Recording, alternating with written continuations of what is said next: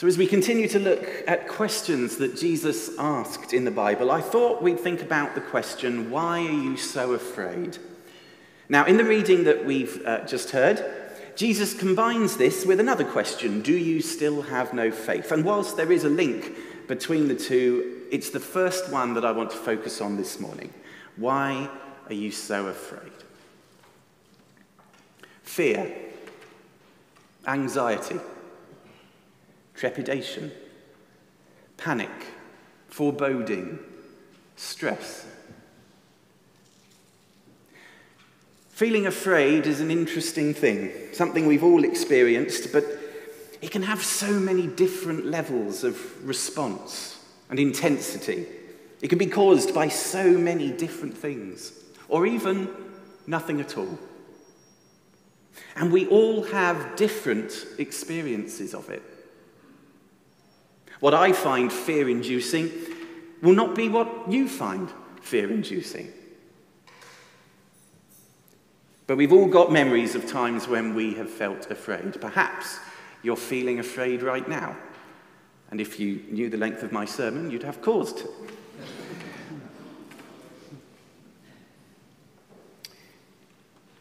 But our gospel reading this morning is one of those stories that we often hear used to help us in these situations. And the summary that normally goes with it is along the lines of, God is with you through the storm, so don't be afraid. Now, I have read countless Christian pamphlets and books and things online that have told me that I don't need to be afraid because God is with me. And I believe that is true. But I also want to be really honest with you and say that whenever I read that, I also want to roll my eyes. Because in my experience, it's not always much of a help. Because I believe that God is with me throughout my life. But I'm sorry to say that doesn't stop me from feeling afraid. Now, does that mean that I don't properly believe? Does that mean that I'm not a proper Christian? Well, that's where I think understanding this question from Jesus is so important. So let's first dig just a little deeper into the context of the question. What was happening around Jesus at the time? He'd been preaching, and he goes out onto the Lake of Galilee with his disciples. And that's when this storm has blown up. And what I realized when I was reading this passage is Jesus' disciples must have taken some time before they woke Jesus because of the storm. Because by the time they actually wake him, they're saying, don't you care if we drown? Things have gotten so bad that they're now fearing for their lives. This isn't a storm that's just inconvenient or uncomfortable. They are fearing that the boats will be capsized, that they'll be tipped into the water, that they will not be able to swim in the waves. Now, we don't know how long it took for the storm to get to this point. It's inferred that it's pretty quick. But certainly there must have been some form of build-up to get them to this point where they are actually fearing for their lives. But only now are they turning to Jesus, who, remember, was asleep with them in one of the boats throughout. Why did they wait so long? I wonder if they felt this was a situation that they really should have been able to deal with on their own. Remember, many of Jesus' disciples were fishermen.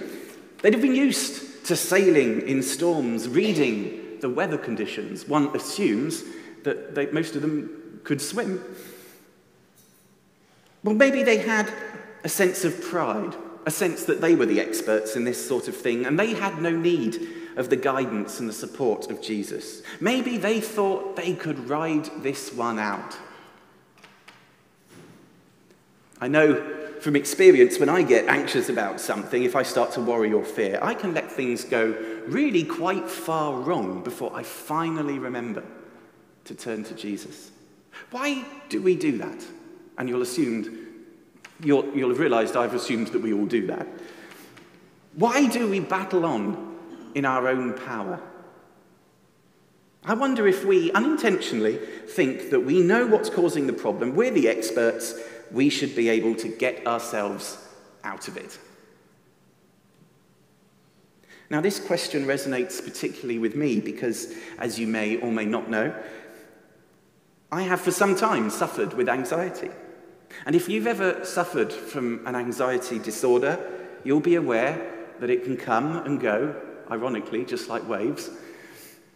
But it can get pretty brutal.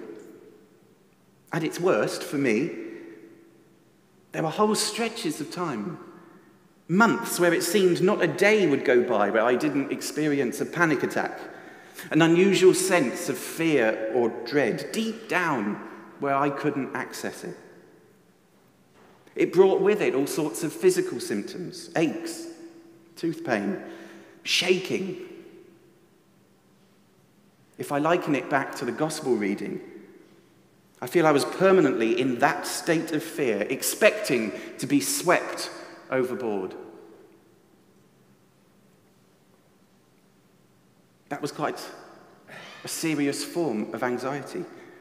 But I think lots of us will have experienced times in our lives when we have felt similar. And in fact, levels of anxiety in our society are rising all the time. Look at The Haven, one of the church-supported charities that exists purely to help young people overcome debilitating anxiety and stress. It's a real problem that many, many people face. It might be during stressful family relationships, situations, breakups. It might be work life not going the way we expect it to. And sometimes, and again, I know this from experience, we don't even know, we can't work out the reason why we're feeling so much in need. And the world around us certainly doesn't help, giving us all sorts of constant reasons to feel fearful, threats and injustices from all over the world. But I wonder, are we turning to Jesus as quickly as we could do when we experience these storms? When the fear is crippling and we're panicking, how long does it take us to remember that Jesus is already in the boat with us? He's not somewhere away on the bank watching on, actually with us already. Turning to Jesus turns out to be the best thing that the disciples could have done in their situation, because once he's awoken, Jesus rebukes the waves and he says, "Quiet, be still." And with that, the storm died down and a calm was restored. And once they had told him how afraid they were, they found out Jesus had the power to quell the source of their fears. At the start of the passage, it said that Jesus was asleep on the boat. And once the disciples finally get round to waking him, they seem to interpret this as Jesus not caring. They said to him, "Teacher, don't you care if we drown?" But does Jesus being asleep in the boat really mean he doesn't care? After all, he obviously did care, because when he was woken, he helped the disciples. Perhaps Jesus had such a deep sense of peace from his relationship with God that he didn't have worries that kept him awake. Perhaps if his followers had had a similar amount of trust in Jesus, they may not have ended up in such a similar state, having felt more able to ask for help rather than flap about on their own accord. Have you ever felt reticent to ask for help from others? Felt a need to keep going in your own strength?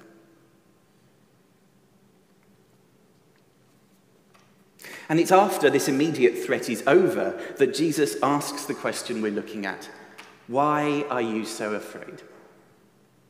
And I want to point something out here. This version is the New International Version.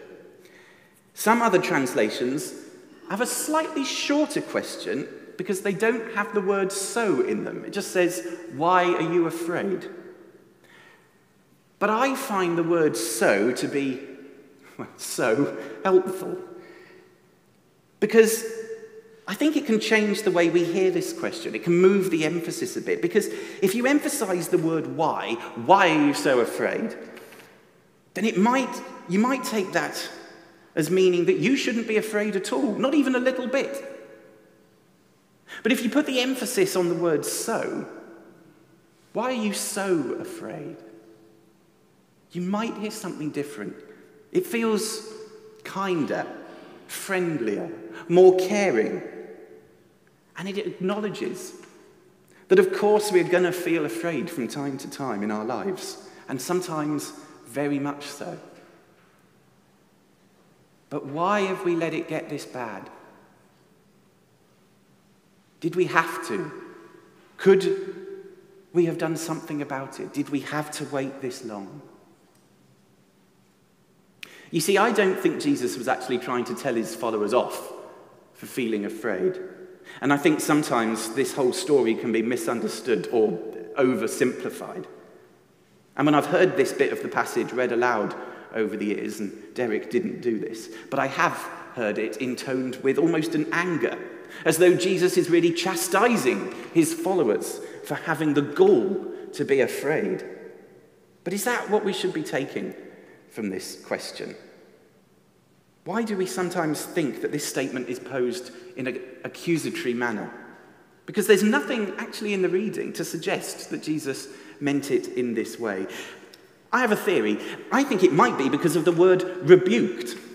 But look carefully. Jesus is rebuking the storm, not the disciples. He got up, rebuked the wind, and said to the waves, "Quiet, be still." So again, why do we think he's chastising his followers? It just says, Jesus said to his disciples, "Why are you so afraid? Do you still have no faith?" I've looked at various translations at this passage. I can't find any translation that says that Jesus was reprimanding his followers, with one exception. The only Bible I could find that actually said that was The Message, which is a sort of paraphrased version of the Bible that uses common slang rather than a direct translation. And I love The Message. I find it really helpful, but I'm going to suggest it might be wrong on this one. I come to the conclusion that our understanding of Jesus being angry at his followers for being afraid is really unhelpful. It's really more to do about how we respond to our fear. Rather than telling us we should never feel afraid, I suspect Jesus is far closer to asking, "Why didn't you turn to me quicker? Was your faith in me so weak that you carried on trying to bail yourselves out in your own strength, getting more and more anxious, more and more fearful, rather than asking me?" You see, knowing Jesus was in the boat with them wasn't even close to being helpful until the disciples made the decision to turn to him. In the storms of our lives, we can be confident that Jesus is in the boat with us. And when anxious and worrying times hit, we don't have to flail around on our own. We don't have to wait until things have got so bad that we can't take any more. If we can remember to turn to Jesus, the living Son of God, whenever we need help, even for small things, Jesus is not going to say, "Let me go back to sleep, wake me up when it's really bad," when you're actually fearing for your life. That isn't the promise Jesus makes. Because storms happen. Jesus has never promised that we won't go through bad and hard times. Being Christians, followers, does not mean that we won't experience heartbreak and hurt, fear or anxiety, and we mustn't ever expect that to be the case. Even Jesus himself knew what it was to be afraid. You may remember in the Garden of Gethsemane when Jesus was agonizing over the events of the coming days, the events of Easter. As one book that I've read puts it, don't be afraid of being afraid. But maybe we make these times worse for ourselves by not turning to Jesus at the start of our problems. When I learnt, or at least started trying, to trust God in the storms of my anxiety, to say, I know you're in the boat with me. Even if this storm gets worse, and even if I feel afraid, I know that you have promised not to let me down. I found that I began to feel a bit better. Things that seemed like they were going to be the end of me no longer felt like that. Hopelessness turned gradually, sometimes, to hope. The things that hurt and battled me became things that I knew I could get through, however unpleasant they would become, because Jesus was in the boat.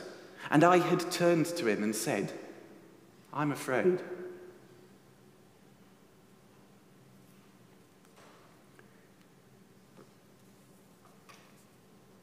Finding that place of peace, that place of reassurance, even within the storm, knowing that Jesus was offering to be with me throughout the experience, helped me learn more about who God really was, how much God loved me, enough to stand by me, enough to help me through the storm, and enough to help me commit the rest of my life to following him. And I think the disciples had a similar feeling in our reading, because they asked each other, who is this? Even the wind and the waves obey him. In fact, you may have noticed in the reading, it actually says that they were fearful and trembling when they said, who is this? Even the wind and the waves obey him. They were afraid even when they'd seen that Jesus had such power. And I wonder if that might chime with some of us, because actually, believing that Jesus has this power to help us, that can be a scary thing, an unusual thing in itself. Well, if the disciples felt that, you're not unusual if you feel that. I really believe, though it rarely can seem like it at the time, that the storms that we go through can allow us to draw closer to God. And if we feel that being a follower means that we should never feel fear, then we're going to be thoroughly let down.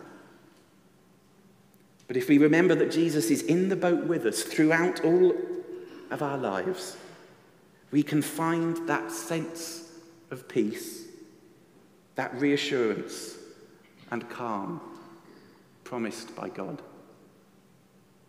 And I also don't want you to go away with the idea that I'm saying that if you turn to Jesus, it's all okay.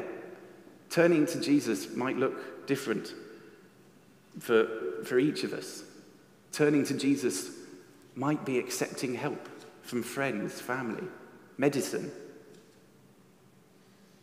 But it's not battling through on our own, thinking we've got to just ride the storm out. And you know what? If things do get worse, even then, we may shout at Jesus. We may yell, "Don't you care that we drown?" But actually, I think that's okay. We heard from Psalm 107, this wonderful verse. Then they cried out to the Lord in their trouble, and he delivered them from their distress. Notice, not out of the storm, out of their distress. I think sometimes we need to cry out to the Lord in our trouble, and he can bring us out of our distress. Maybe not immediately. Maybe not without us learning more about God, more about life. But I believe it is a promise that God keeps. Now, I don't get it right even nearly every time, but I just want to encourage you today, if you ever feel you're entering a storm or you're in a storm, don't get paralyzed fearing what may come. Don't feel embarrassed to tell God that you are afraid. Don't fight it in your own strength and wait until things are so bad before turning to Jesus. Because Jesus is with you throughout.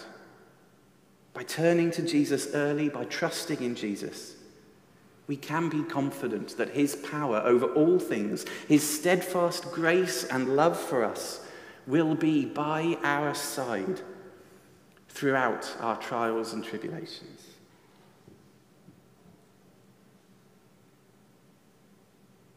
So I just offer you that question from Jesus again.